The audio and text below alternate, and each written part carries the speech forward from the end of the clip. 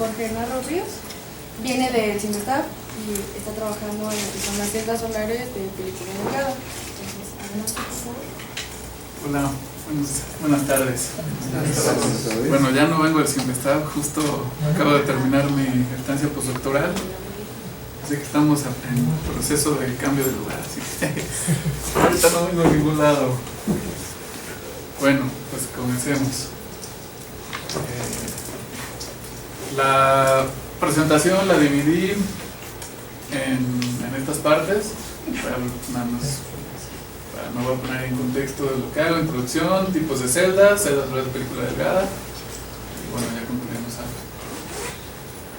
Estudié física en la Facultad de Ciencias, de ahí me fui a cuando todavía existía el CIE, que es actualmente es el Instituto de Energías Renovables de la UNAM en Temisco.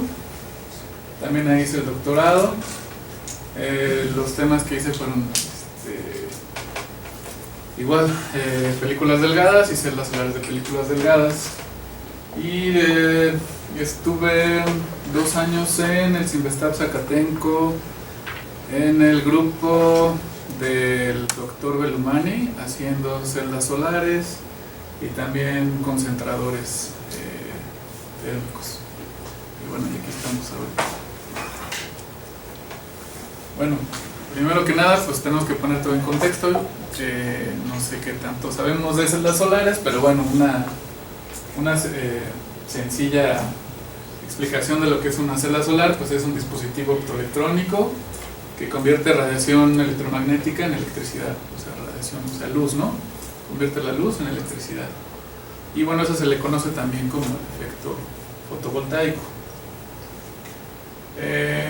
Una celda solar es la unidad mínima de conversión de luz en electricidad, y a la unión de muchas celdas solares les podemos llamar módulo solar, y a los arreglos de módulos fotovoltaicos que normalmente se hacen en serie se les llama instalación fotovoltaica. Ahí sí puede ser en serie un paralelo, ¿no? Bueno, obviamente ahí a las instalaciones fotovoltaicas pues hay que meterles más dispositivos como los inversores o como los reguladores, depende cómo tengas planeada tu instalación. Si es una instalación tipo isla, necesitas un regulador y normalmente no se usan inversores, a veces sí, depende cómo lo tengas planeado. Por ejemplo, un uso muy común es usar energía fotovoltaica para hacer que bombas de agua muevan todo el agua en donde no hay luz eléctrica, ¿no? Entonces hay bombas especiales que trabajan en corriente directa y no requieren de hacer ningún cambio de corriente, ¿no? De alterna directa. Y ese tipo de bombeo es sale el sol, empieza a trabajar la bomba, hasta que se mete el sol se detiene la bomba. Se usa mucho para lugares donde cultivan, ¿no? Ese es el uso más común de estos tipos de isla. Y ahorita cada vez más pues están todas las instalaciones fotovoltaicas,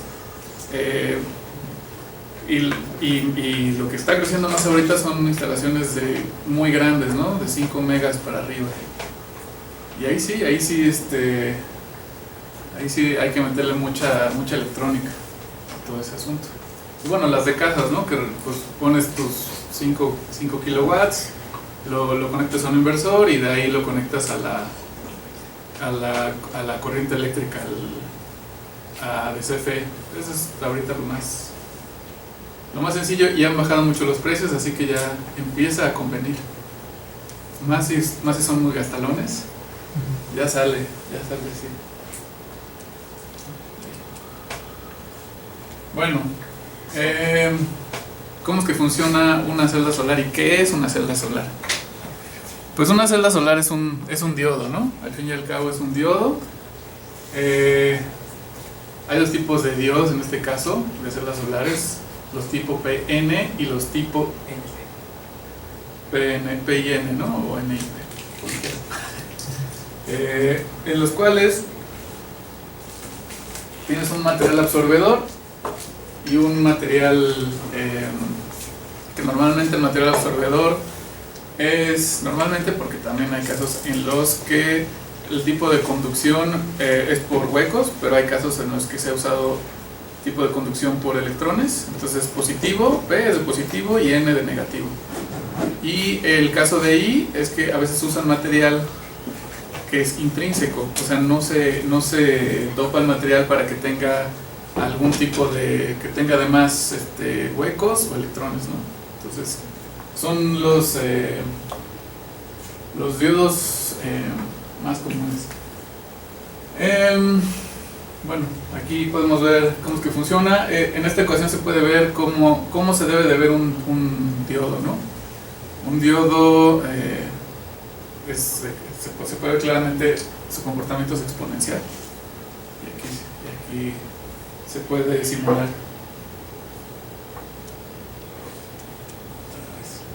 Bueno, dentro de las celdas más conocidas, todos hemos oído hablar de las celdas de silicio, ¿no?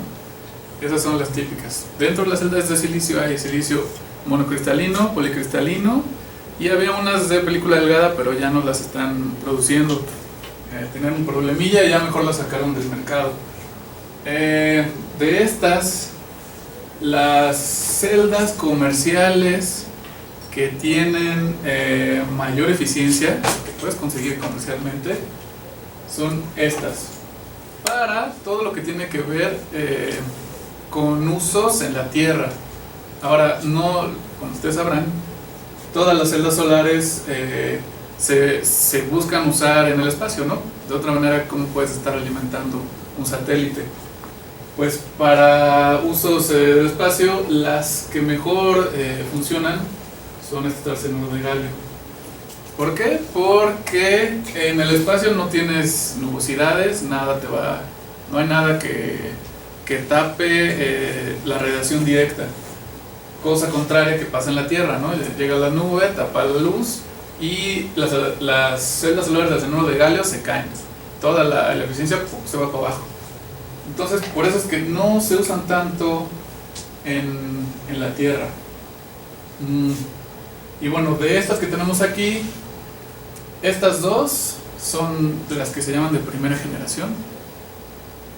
Y el resto son de las siguientes generaciones que vamos a ver ahorita. Esta de primera generación, de silicio.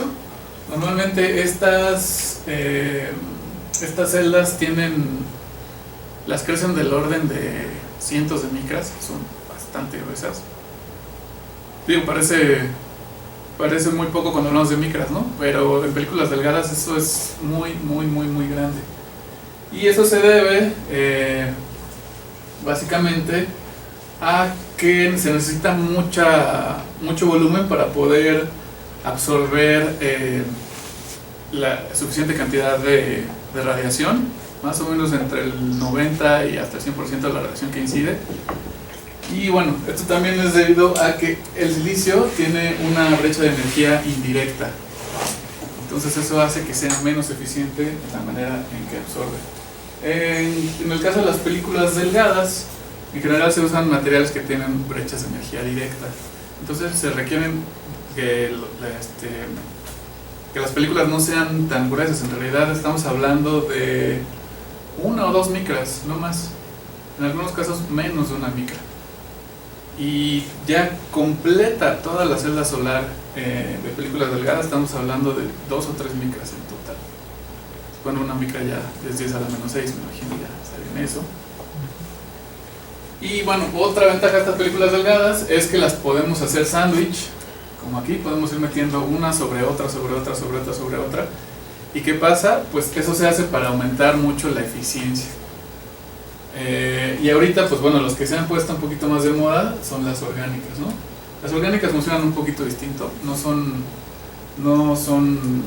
diodos tal cual como esto, donde aquí tienes un absorbedor y aquí tienes tu material tipo N, aquí hay una diferencia de potencial y de este lado los electrones viajan de aquí para acá y aquí tú los recoges. Y los huecos pasan de esta zona a esta zona, y aquí están los contactos.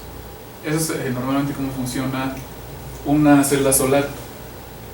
En el caso de las celdas solares orgánicas, todo está un poquito más mezclado. Tienes tu material en una solución, tienes tu coso orgánico,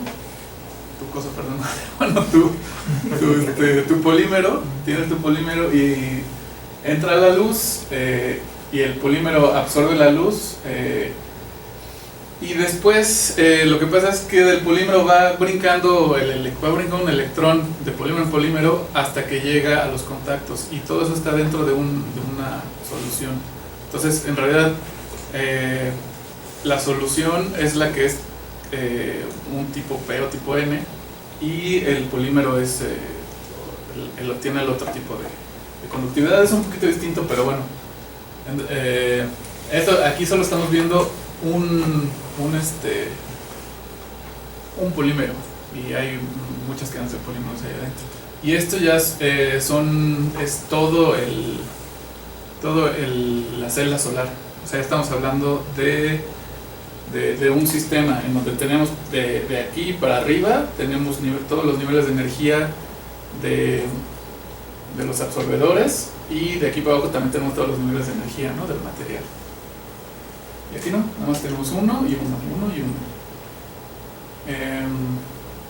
Bueno, esa es una de las diferencias.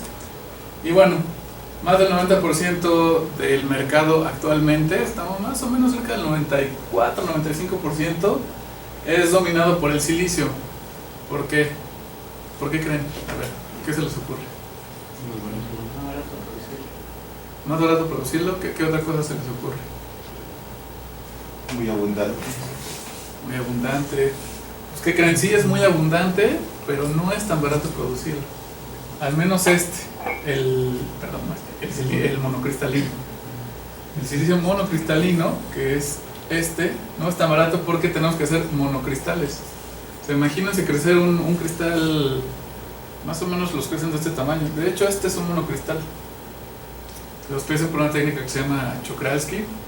Empiezan a mover, tienen una semilla y la semilla empiezan a moverla y empieza a crecer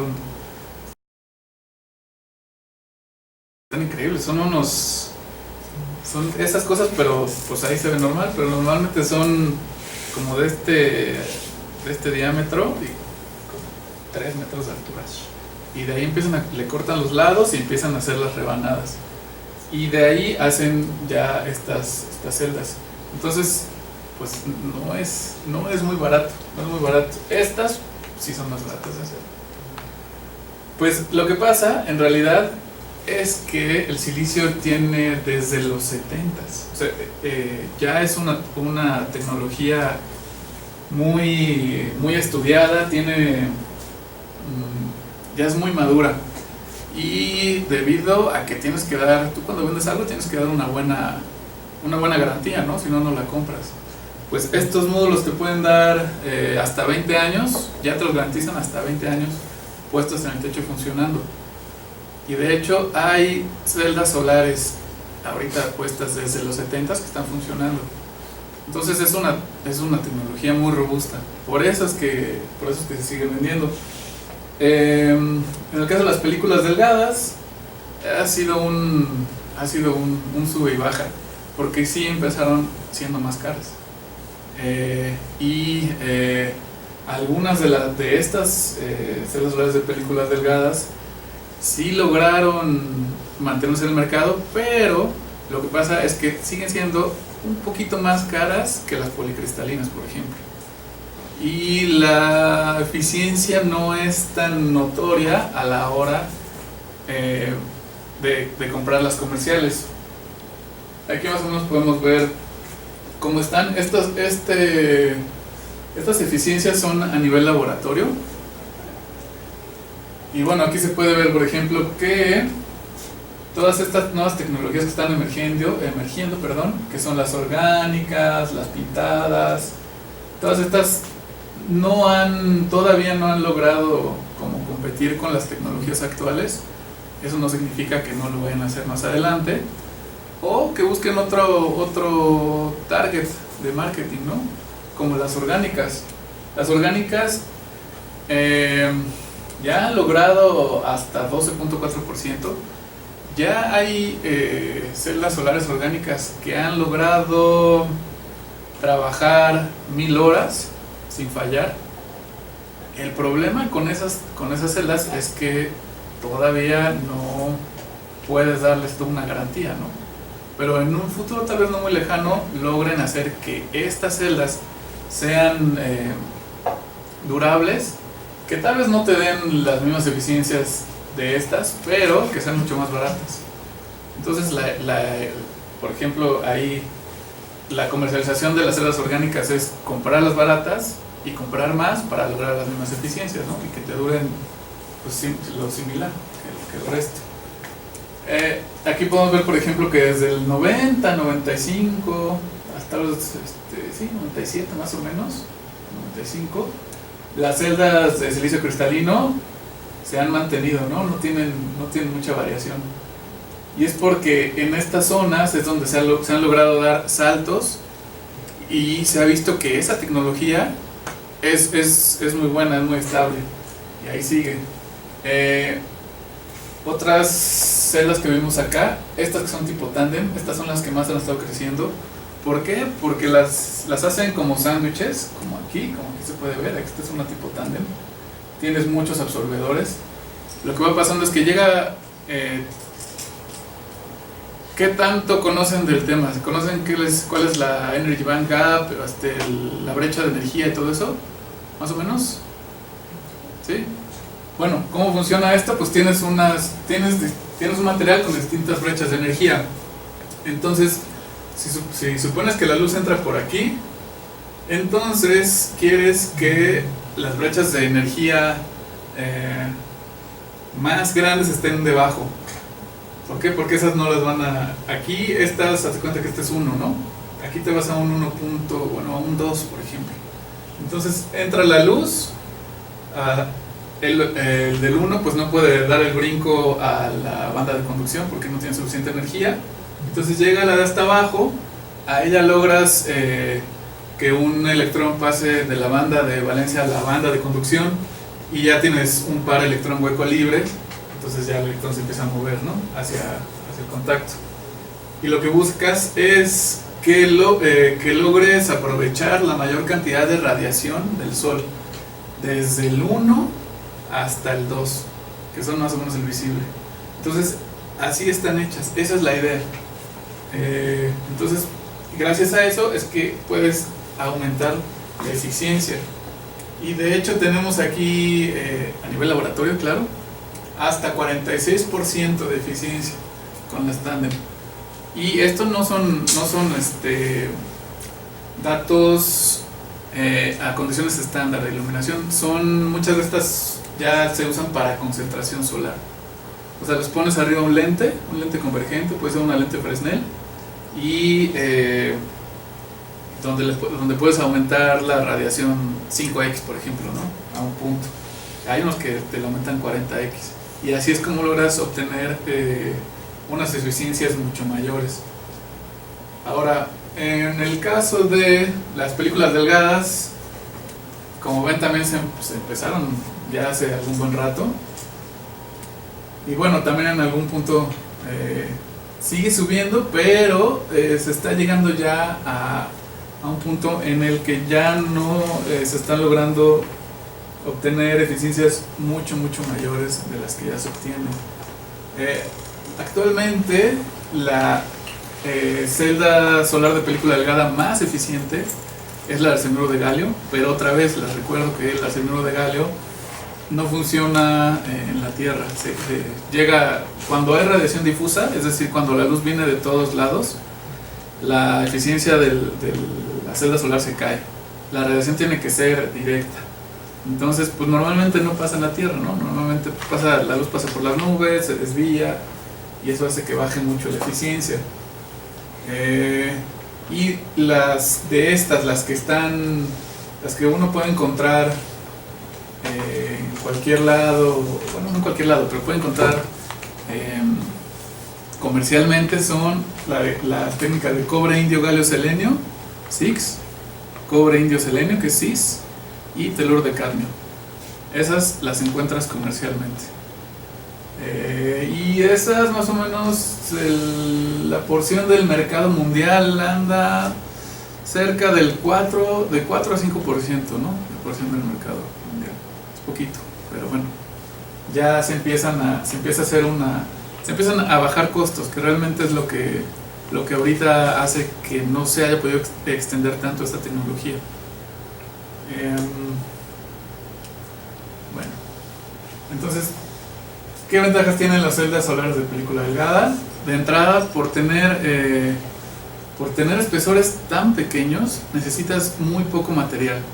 Estamos hablando de crecer una micra de material, más o menos. Entonces, la cantidad de material no es nada, realmente no es nada. Ahora, con eso puedes reducir costos de producción. Bueno, también depende mucho de cómo las hagas. Ese es otro tema también, porque hay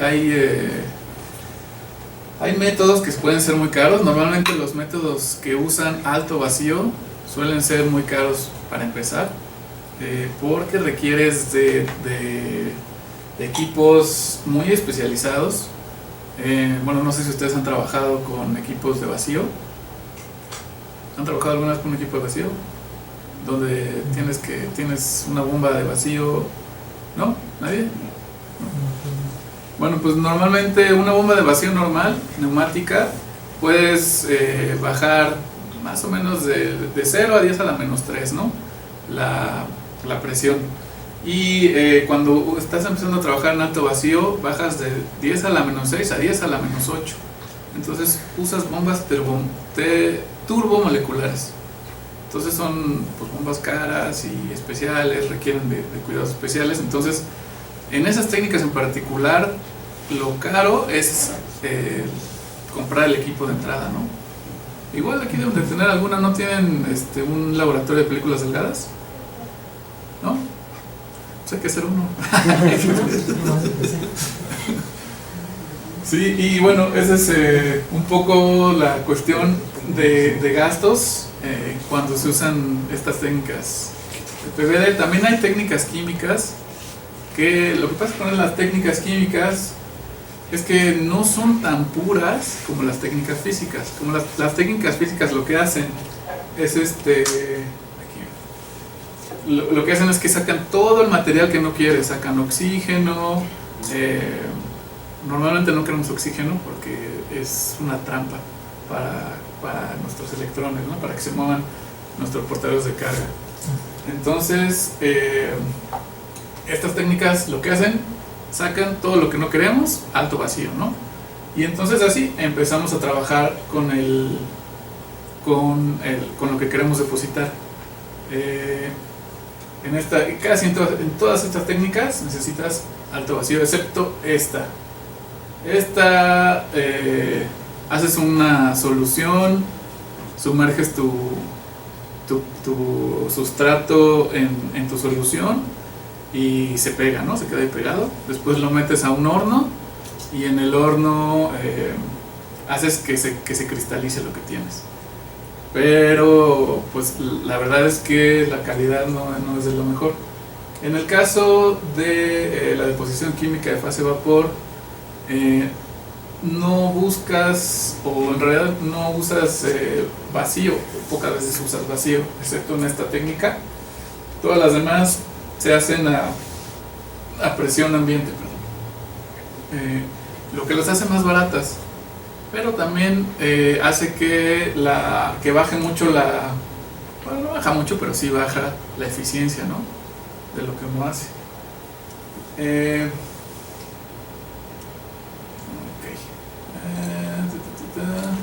Ok, sí, ya vimos, ¿no? Las eficiencias. Otra gracia es que pueden depositarse sobre sustratos flexibles. Esa es una gran gracia. Las de silicio son, no sé, ¿han agarrado una oblea de silicio? No, nunca han jugado con una oblea de silicio, con una celda solar. Son muy delicadas, pero mucho. O sea, son muy fáciles, son como obleas que te comes, así, se rompen muy fácil. Entonces, pues no los puedes doblar, no los puedes usar para cubrir un coche, podrías, pero es muy fácil que se te vaya a romper. Y imagínense ahora, para la arquitectura que se están usando mucho, no podrías hacer así, curvas, cuestiones un poquito más orgánicas, digamos, ¿no? Entonces, las celdas solares de película delgada sí, las puedes depositar sobre plástico, sobre acero delgadito, pues prácticamente sobre lo que quieras. Lo único que tienes que tener cuidado es a la hora de hornear, que no vayas a destruir tu sustrato, ¿no? En el acero lo puedes subir a 1000 grados, más o menos, sin problema. Y se pueden usar ya para cuestiones arquitectónicas, sin ningún problema, incluso para cubrir coches. Entonces esa es una gran ventaja desde el punto de vista arquitectónico. Ok, pueden aprovechar la radiación difusa y, como ya vimos, se pueden usar como celdas tándem. O sea, puedes poner una película, arriba otra película, arriba otra película, arriba otra película, sin problema. Vamos a las ventajas. La típica estructura de una celda solar puede ser tipo sustrato o tipo superestrato. Es decir, la tipo sustrato, el sustrato está abajo y de ahí empiezas a crecer. Tienes tu contacto trasero. Este es mi trabajo de doctorado, así que estoy reciclando unas imágenes que ya tenía. Trabajé con celuleno de estaño como absorbedor. Entonces, usé un sustrato de vidrio, después puse un contacto trasero de molibdeno. Normalmente se usa el molibdeno como contacto trasero. Eso es por la función de trabajo del material. Mientras más alta sea la función del trabajo, mejor te va a servir como contacto trasero. Bueno, ya luego lo verán. Y el molibdeno es muy buen material para eso, para usarse como contacto trasero. Luego tienes tu absorbedor, tu capa ventana. La capa ventana normalmente es de sulfuro de cadmio y actualmente se está intentando quitar el cadmio porque el cadmio es cancerígeno. Entonces se está intentando quitar de todas las celdas solares, pero sigue siendo el mejor material tipo N todavía. Pero lo están empezando poco a poco. Entonces se empieza a usar sulfuro de estaño aquí y algunos otros, óxido de zinc. Y como capa, como contacto delantero, tiene que ser un contacto que deje pasar la luz, como ustedes conocen muchos, pues que deje pasar la luz y que aparte sea conductor. Les llaman óxidos conductores transparentes. A ver, denme un ejemplo de un óxido conductor transparente. ¿En dónde lo usamos? Algo que conduzca y que deje pasar la luz. Vamos, muchachos, ahí está, ya lo dijo. ¿Qué? Pantallas de los celulares. Las pantallas de los celulares. Sí, cuando las tocamos es como funciona, ¿no? Le estás mandando una señal eléctrica. Y entonces la luz viene de la pantalla. Aquí es al revés, ¿no? Deja pasar la luz, pero la pantalla del celular funciona igual. Viene de aquí para allá en lugar de acá. También todas las televisiones, bueno, no todas las touch, ¿no? Todo lo que es touch usa también óxidos conductores transparentes. Normalmente el óxido de zinc tiene un gap más o menos de 3.3 electronvolts. O sea, es un material que podemos decir que es aislante, pero lo que se hace es que se le agrega aluminio, puede agregarse cobre, puede agregarse otra cosa, y haces un conductor degenerado, que le llaman. Entonces este conductor degenerado ya puede conducir electricidad. Entonces, y realmente no crean que es mucho, pues estamos hablando de purificaciones del 5% o menos de aluminio que se coloca en este material. Y ya se empieza a comportar como un conductor, tal vez como plata, ponle algo así, ¿no? Todos los metales pues no tienen brecha de energía, ¿no? la brecha, la banda de valencia y la banda de conducción están sobrelapadas, ¿no? Están una arriba de la otra. Entonces por eso son tan buenos conductores eléctricos. Y cuando se empiezan a separar es que empiezan a formar los semiconductores, ¿no? Mientras más grande sea la brecha de energía, más difícil es conducir electricidad. Entonces la gracia que tiene es que le metes en la brecha de energía, le empiezas a meter trampas, y lo que pasa es que ya no requiere de tanta energía para pasar de la banda de valencia a la banda de conducción, porque tú lo que haces es que en este espacio metes estados energéticos que te los dan esto con lo que estás dopando. Entonces el electrón ya puede como ir brincando, es como cruzar un río. Pones piedritas, un camino de piedritas, y el electrón va brincando hasta el otro lado. Entonces ya se puede volver un muy buen conductor también. Más o menos así funciona. Y arriba de esto normalmente se le ponen conductores de níquel, aluminio, ya para conectarlos a la salida, a lo que tú quieras. Bueno, este es el tipo sustrato. El tipo superestrato, como se imaginarán, es al revés. Tienes el vidrio, tienes tu óxido conductor transparente, capa ventana, absorbedora y molibdeno. Ahora la luz pasa a través del vidrio. Ahora, ¿cómo saber cuál te conviene más? Pues depende de cómo crezcan los materiales. Aquí todo tiene que ver con cómo obtienes los materiales, todo. Entonces, si usas técnicas para depositar tu absorbedor que requieren de mucha temperatura, si estás usando, bueno, ni siquiera mucha, desde 200 grados hasta 600 grados, si tú quieres hacerlo así, pues vas a tener muchos problemas, porque obviamente tienes que depositar primero sobre el vidrio, ¿no? Entonces pones el óxido conductor transparente que aguanta mucha temperatura, no tienes problema. Cuando pones la capa ventana, que normalmente es el CDS, este material se degrada a 120, 140 grados centígrados. Entonces, si tú depositas sobre el CDS una película a 300, 400 grados centígrados, lo degradas, lo deshaces, y ya no vas a tener aquí se forma entre este tipo P y este tipo N, se forma un campo eléctrico intrínseco. Este campo eléctrico lo que hace es que separa las cargas, y cuando llega la luz, la absorbe aquí y pasa de la banda de valencia a la banda de conducción, tienes un electrón libre, y con el campo eléctrico que formas aquí, el electrón siente la necesidad de irse por el campo eléctrico, ¿no? Si no, se quedaría por ahí, pero el campo eléctrico lo empuja, lo saca. Entonces los electrones, en lugar de quedarse por aquí, son llevados hasta el contacto. Si tú no formas un buen campo eléctrico aquí, pierdes mucha carga por un fenómeno que se llama recombinación.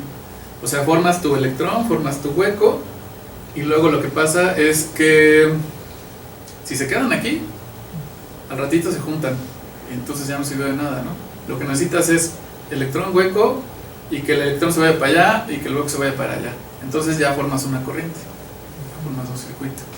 Entonces necesitas que tu material tipo N funcione muy bien y que no le pase nada. Entonces, si esto lo vas a hacer a alta temperatura, necesitas crecerlo de esta manera. Bueno, la temperatura, ¿qué tiene que ver con todo esto? La cristalinidad. Mientras mejores cristales tengas, mejor conductividad va a tener tu material, y vas a tener una mejor celda. Por eso los monocristales en el silicio son muy buenos. Tienes un solo cristal, un cristal muy muy grande. Entonces la temperatura es importante aquí. O sea, aquí hay muchos factores que tienes que tomar en cuenta, ¿no? Y de ahí empiezas a hacer tus módulos. Bueno, esto ya hablamos un poquito. En el caso de las técnicas de depósito, las típicas técnicas de depósito para película delgada físicas, es el sputtering y la evaporación. Esto es lo más común que van a encontrar. Estas requieren de alto vacío, y y lo que hacen es que te dan un material muy bueno, muy puro, con muy pocas trampas, pero son muy caros. O sea, estamos hablando de que estos baratos te saldrán en 800,000 pesos, barato. De ahí para arriba, ¿no? 2 millones, 5 millones de pesos. Entonces, pues no es algo que uno tenga así disponible en cualquier lado. Y pues lo que uno hace es que se va a lo barato, ¿no? Lo que está disponible, pues es lo barato. Esto sí, yo creo que sí lo han visto. Esto es lo típico para evaporar contactos. Tienes una chalupa, una cosa ahí de metal, luego le haces pasar una corriente, esto se calienta y aquí arriba está tu metal y se evapora. Y en la parte de arriba se deposita, ¿no? Tu sustrato, lo que quieras. Normalmente se usa para metales, oro, plata, platino y mezclas. Entonces este es muy común, de hecho, creo yo. No sé. Y este ya es un poquito más elaborado. En el caso de los CBDs, esto es muy común, el rocío pirolítico. Y como les decía anteriormente, la ventaja que tiene aparte de que es barato, es que es muy estable y se puede usar de hecho se usa en la industria, se usa mucho en la industria. Los óxidos conductores transparentes, las pantallas de muchos aparatos se depositan usando rocío pirolítico. El rocío pirolítico es tan sencillo como tener una boquilla y hacer caer un spray. En el spray está los precursores de tu material. En este caso puedes tener, por ejemplo, estamos hablando de óxido de zinc, ¿no? Podemos tener acetato de zinc y aire. Entonces llega llega tu sustrato que está a 500 grados centígrados y cuando cae se seca y del acetato hace una reacción pirolítica y se forma tu óxido de zinc. Y ya tienes una película. Digo, obviamente no es tan sencillo, hay que mover algunas cosas, tener cuidado que te quede bonito, pero puedes tener, así de sencillo, puedes tener un recubrimiento de transparente y que además sea conductor. Esta técnica es muy barata y se usa para muchas cosas en la industria. El baño químico lo que hace es que tienes agüita, aquí tienes tus precursores diluidos, pero van a empezar a reaccionar. Entonces tú a esta agua le pones cierta temperatura, no sé, 30. Por ejemplo, el CDS se usa, casi todo el mundo usa para obtener CDS y se obtiene a 80 grados centígrados. Tú pones 80 grados centígrados, metes aquí tu sustrato, lo dejas 30 minutos y empieza el agua, que es transparente, empieza a hacer una reacción y empieza a cambiar, se empieza a poner amarilla, y mientras está haciendo esa reacción, el material nuevo que se va formando se pega al sustrato, queda pegado, y cuando lo sacas, ya nada más lo juegas y ya tienes una película. Salud.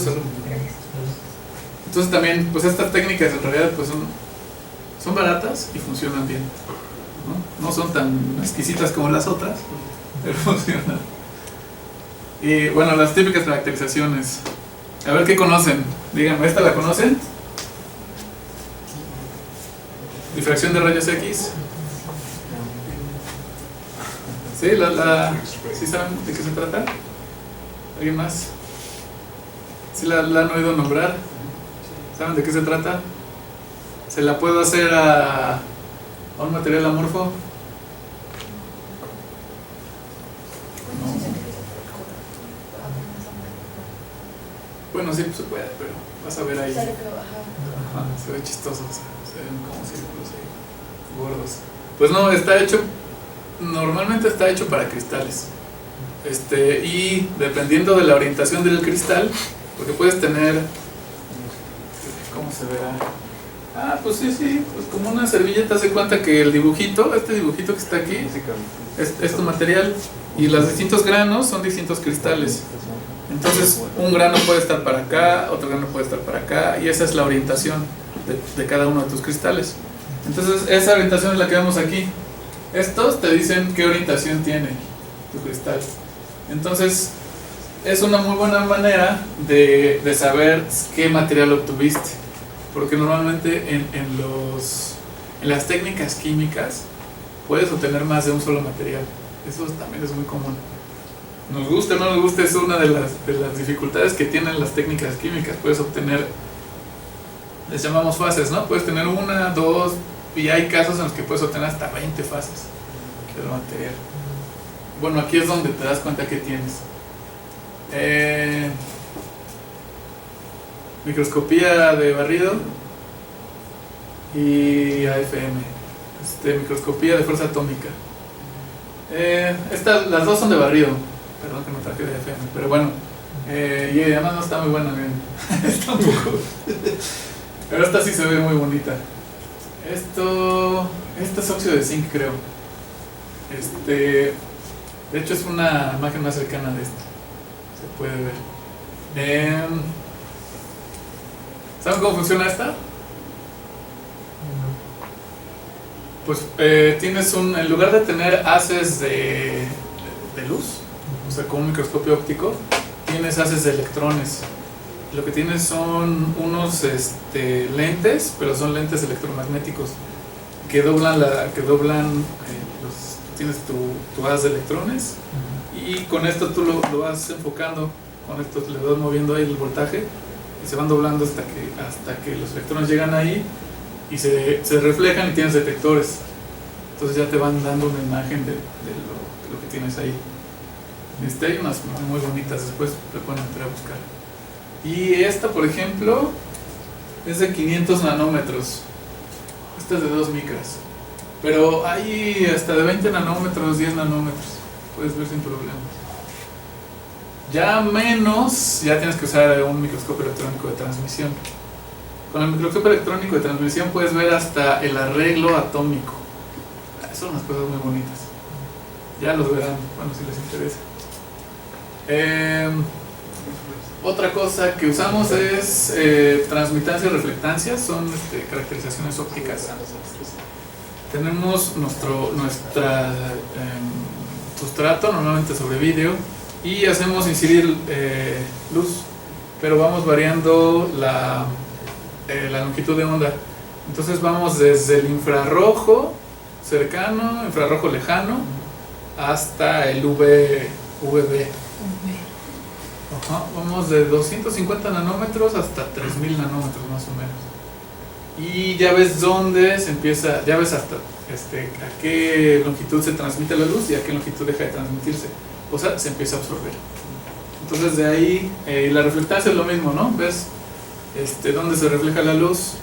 Ahí se arregla un poco distinto todo, pero bueno, la luz no pasa, sino que se refleja. Y la transmitancia más la reflectancia más la absorbancia, normalmente es igual a 1. De ahí haces un arreglo matemático para obtener el coeficiente de absorción del material, y ese coeficiente de absorción del material lo usas para hacer una gráfica, y esta gráfica te vas en la parte más plana, te sacas una aproximación de esta parte y te da la brecha prohibida, la brecha de energía prohibida del material. Un material puede tener, de hecho es una manera de saber que tienes, si tienes más fases, porque puede tener más de una brecha de energía si tienes dos fases distintas, ¿no? Por ejemplo, en mi caso todo es del selenuro de estaño, pero en algunos casos tuve selenuro y diselenuro de estaño, y entonces se ven cosas así. Tienes ahí dos fases, aquí, ¿no? Por ejemplo. Y bueno, con esto ya vieron que es muy importante. La brecha de energía prohibida para una celda solar es con lo que tenemos que empezar, es lo más básico. La brecha de energía prohibida para una celda solar tiene que estar entre 1 y 2 electronvolts. De ahí tenemos que empezar a escoger nuestros materiales. Se usan que sean tipo P o tipo positivo. ¿Por qué? Porque tú necesitas que los electrones lleguen desde donde se absorben, que los electrones lleguen desde donde se separan hasta los contactos. Entonces eso tiene un tiempo de vida. Entonces tú quieres que tu partícula que mueve la carga dure lo más que pueda antes de que se vuelva a recombinar, y en los tipo P dura más, tienen una mayor movilidad, todo eso está unido. Entonces por eso se usa casi siempre tipo P, pero yo he sabido de gente que hace tipo N, que usa tipo N como absorbedores. Eso sí, tienes que usar no los puedes hacer tan gruesos, ¿no? Por lo mismo, porque tienes que cruzar mucha distancia. Entonces tienes que hacer lo más recto posible para que logren llegar a donde tú los vas a tomar. Y bueno, ya que tienes tu celda solar hecha, tienes que hacer la típica curva de... ¿no? Yo me imagino que esta se la han visto. Pues es un diodo, ¿no? Es como se ve un diodo en la oscuridad, así se ve. Tú vas aumentando el voltaje y lo que va pasando es que crece exponencialmente la corriente. Aquí esto es bajo iluminación, pero no es una buena celda solar. Lo siento, no me salió muy bien. No es muy sencillo que digamos. Pero lo que pasa es que esto tendría que verse exactamente igual aquí. Y aquí tenemos pérdida, ¿no? Tenemos resistencia en serie y resistencia en paralelo. Entonces necesitamos que la resistencia en serie sea lo más pequeña posible. Mientras más grande sea tu resistencia en serie, esto pasa. Y la resistencia en paralelo lo más grande posible. Mientras más pequeña sea, esto vuelve a pasar. Obtienes una línea en lugar de tener aquí una que te vea como una exponencial. Y bueno, otra área que es muy útil es la simulación. Ahora es muy común encontrar equipos y encontrar software para hacer esto en tu computadora. De hecho, yo usé esto está hecho con Scalps y es muy, muy, muy amigable también. Entonces uno tiene ya los valores prácticos que obtuvimos con XRD, con todo eso, con efecto Hall, con 4 puntas y demás, y eso los metes a tu simulación y te dice la eficiencia teórica máxima que puedes obtener con esos materiales y con esos valores, ¿no?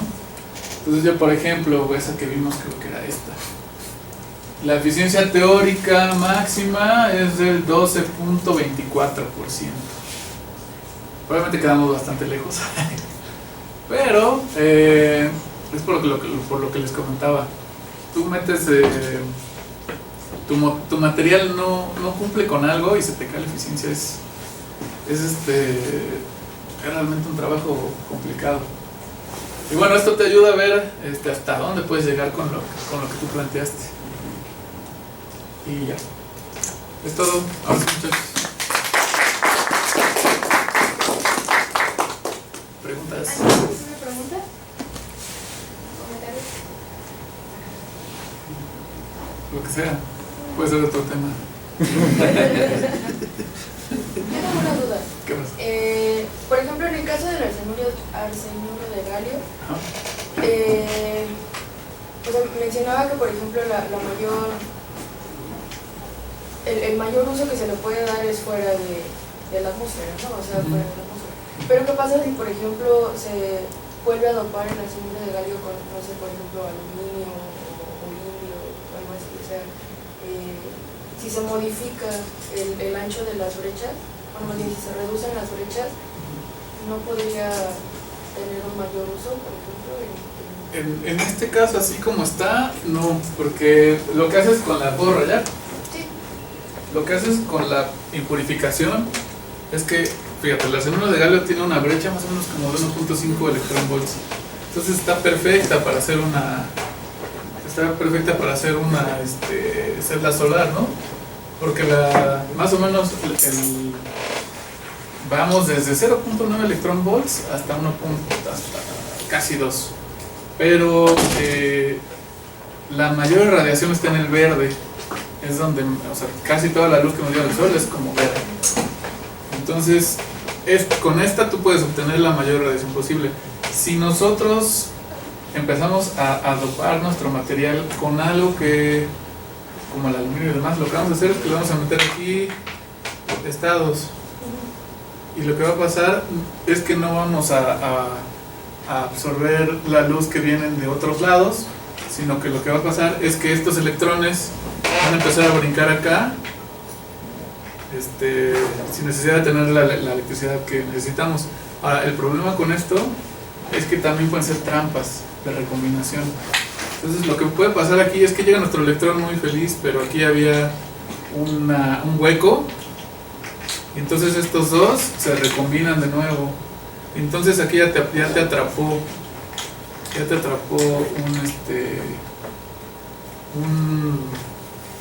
un portador de carga. Entonces lo que puedes hacer, lo que podría pasar es que en realidad lo estás matando, ¿no? Ahora, lo que sí podría mejorar eso es darle un tratamiento, que eso se hace, darle un tratamiento a la superficie. Por ejemplo, algo que se hizo, que se trabajó mucho es para el silicio, es trabajar la superficie. Entonces lo atacaban con ácido, porque normalmente se hace etching, le llaman, es un etching químico. Se ataca con ácido la superficie del silicio y se empiezan a formar piramiditas. Entonces, ¿qué tienen de especial estas piramiditas? Que llega la luz que viene con un ángulo grande, choca con esto, y después choca con este, después choca con este, después choca con esta, hasta que se absorbe. Entonces, una manera de aumentar la absorción es dando un tratamiento a tu capa de hasta arriba. Entonces, pero desconozco si lo han hecho con acenuro de galio. Probablemente, o alguien lo está haciendo, porque sí, ahorita ya hay mucha gente trabajando con celdas.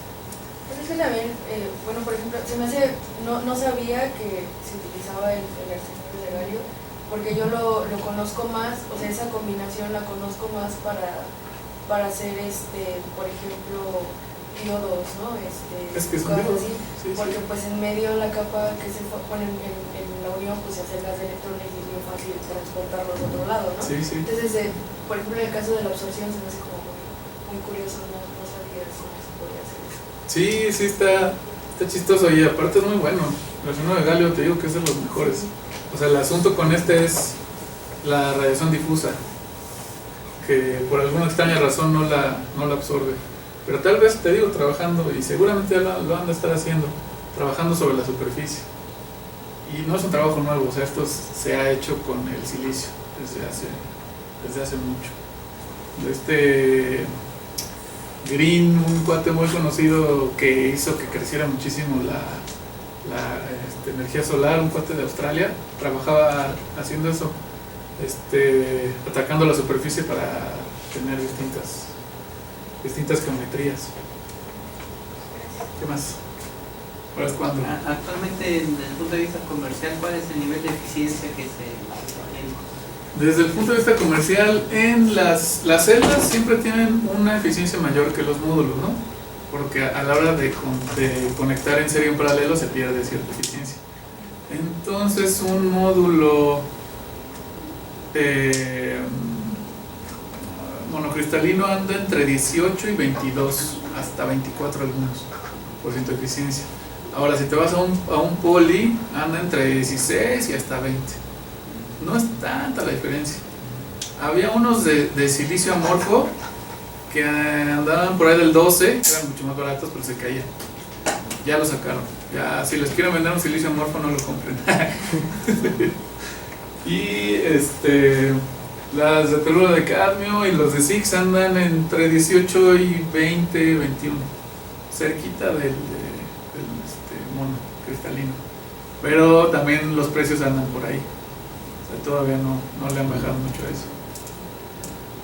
Sí. Por ejemplo, en el caso de las celdas orgánicas, no es bastante inconveniente, digo, su eficiencia no es como la mejor, y aparte depende mucho de la temperatura, ¿no? O sea, son Sí. como más frágiles en ese sentido. Sí. Entonces,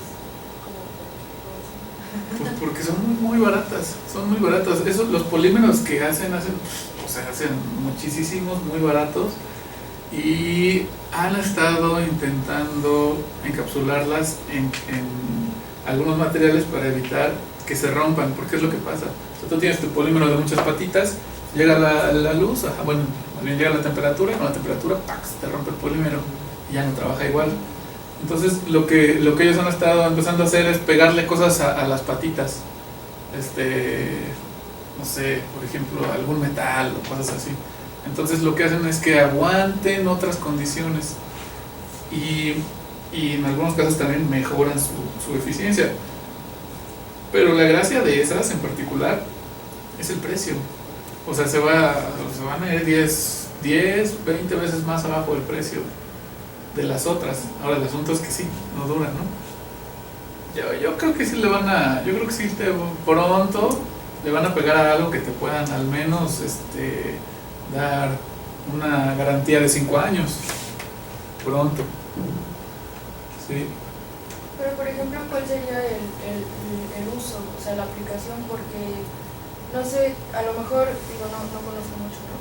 Pero a lo mejor el hecho de meterle refuerzos y cosas así es como un trabajo innecesario cuando se pueden hacer otros sistemas que desde el inicio son buenos, ¿no? O sea, no... Sí, pues básicamente es comercial, es el precio. Básicamente, y por ejemplo, no sé si tú tienes algo que sabes que su tiempo de vida es corto, no sé, 2, 3 años, ¿qué será? Pues hasta un celular, ¿no? Un teléfono celular, te sale mucho más barato ponerle una celda orgánica, que sabes que su tiempo de vida, ponle que sea 5 años, entiendo, y no vas a usar más de 5 años un celular. Tú le pones una celda orgánica, y en lugar de que te cueste 10 veces más, o sea, te ahorras 10 veces, ¿no? El precio. Para ese tipo de cosas, yo creo que por ahí va a ir. O tú te quieres ir de viaje a un lugar y pues quieres llegar, o sea, quieres regresar ya sin todas esas cosas, puedes comprar una celda que sea desechable, ¿no? En algún momento dado, pues por ahí lo vas a botar. Que está mal, ¿eh? No tiren las cosas, no hagamos más basura. Pero bueno, son cosas de los que se puede usar. Sí, ¿alguien más? Desde tu punto de vista, ¿cuáles serían los centros de investigación o países donde se está haciendo más investigación? Países, pues para variar, Estados Unidos, Japón, Alemania hizo mucho, pero ya ahorita los chinos a nivel comercial ya están haciendo algo así como el 60% del mercado ya es de ellos. Es una cosa bárbara. Ya tronaron a japoneses y tronaron a alemanes. Entonces, sí, ahorita los chinos comercialmente son los que más están. Y desde el punto de vista de investigación, está el NRIL de Estados Unidos, está el GBMH, algo así, que ya no me acuerdo exactamente las siglas, en Alemania. En Japón hay otro conocido, en South Wales, en Australia también, y en México que hagan investigación, pues bueno, está el Cinvestav, está el IER, ¿dónde más he encontrado? Creo que en un CIMAP, y también haciendo perovskitas hay muchos grupos que también es un tipo de celda solar. En la de los Tigres, la Universidad Autónoma de Nuevo León, hay un grupo grande haciendo perovskitas. En el IER hay otro grupo. Acá no sé, la verdad no estoy muy informado de cómo está aquí el asunto. Bueno, al menos en Iztapalapa no. En Azcapo se está empezando a hacer uno porque ahí se trabaja mucho fenómenos de transporte, pero a nivel experimental. Aquí es más como la parte teórica y allá es la parte experimental, pero apenas van a empezar a meter esa cuestión. Ah, mira. Sí, porque se enfocan más en transporte electrónico, pero no necesariamente usualmente sirve para corriente. Como semiconductores, ¿no? En general. O sea, para LEDs, transistores, CMOS. Okay. Bueno, sí, pues es que esto sí es un dispositivo optoelectrónico. O sea, hay muchas de las cosas que se pueden obtener, de las mejoras que se pueden hacer con acero solar, se pueden aplicar a LEDs, por ejemplo, ¿no? Que el principio es el inverso. En lugar de absorber luz, emite luz, pero es lo mismo, es un diodo PN igual. Sí. ¿Qué más? ¿Ya? Bueno, muchas gracias. Gracias.